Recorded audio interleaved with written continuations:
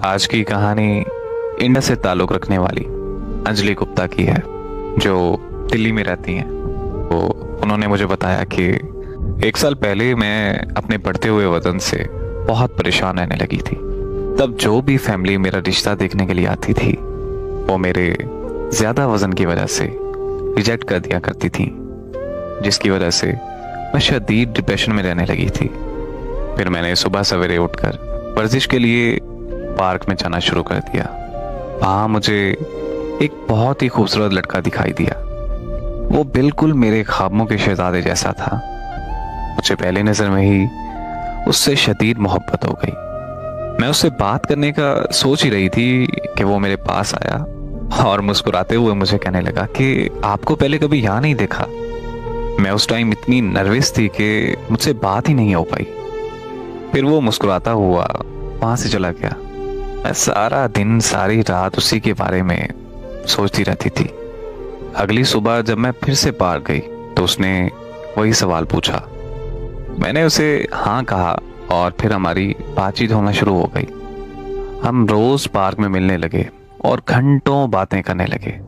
वो वक्त मेरी जिंदगी का सबसे खूबसूरत वक्त था। मैं उसे अपनी मोहब्बत का इजहार करना चाहती थी, लेकिन डर लगता था कि कहीं वो इनकार ही ना कर दे।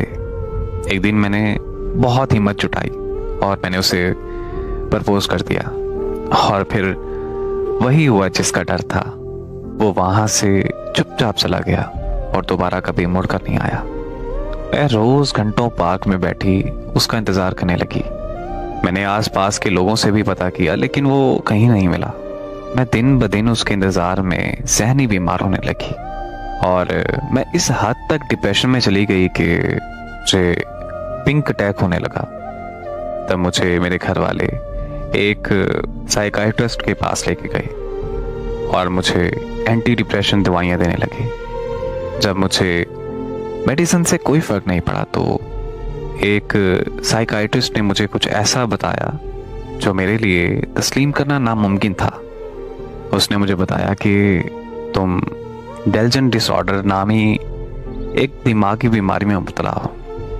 इस बीमारी में इंसान किसी ऐसे शख्स से मोहब्बत करने लगता है जो हकीकत में होता ही नहीं है, बल्कि सिर्फ उस नाम का वहम होता है। और तुम्हारे साथ भी कुछ ऐसा ही हुआ है। तुम बार बार रिजेक्ट होने की वजह से एंटी डिप्रेशन में चली गई। तुम्हें डेल्जन डिसऑर्डर जैसी बीमारी में मुब्तला हो गई और तुम्हें तुम्हारे ख्वाबों का शहजादा हकीकत में दिखाई देने लगा, जबकि वो सिर्फ तुम्हारा वहम था। पहले तुम अपने वहम को हकीकत समझकर उससे बातें करती रही और फिर तुम्हें फोबिया होने लगा कि कहीं वो तुम्हें छोड़ कर ना चला जाए।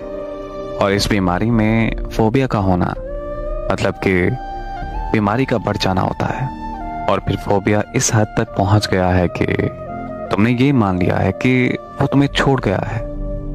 और अब तुम बीमारी की उस स्टेज पर पहुंच चुकी हो कि ना हकीकत और वहम में फ़र्क का पता लगाना तुम्हारे लिए नामुमकिन सी बात है। उस झूठे साइकाइट्रिस्ट की ये बातें सुनकर मैं घर वापस आ गई। दोबारा कभी उसके पास इलाज के लिए नहीं गई। आज मैं ज़हनी मरीज़ा बनकर रह गई हूँ। वो मुझे इस कदर याद आता है कि मैं उसे पागलों की तरह ढूंढने लगी हूँ।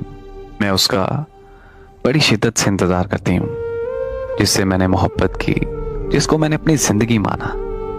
उसके बारे में मैं ये कैसे मान लूँ कि वो हकीकत नहीं बल्कि मेरा वहम था।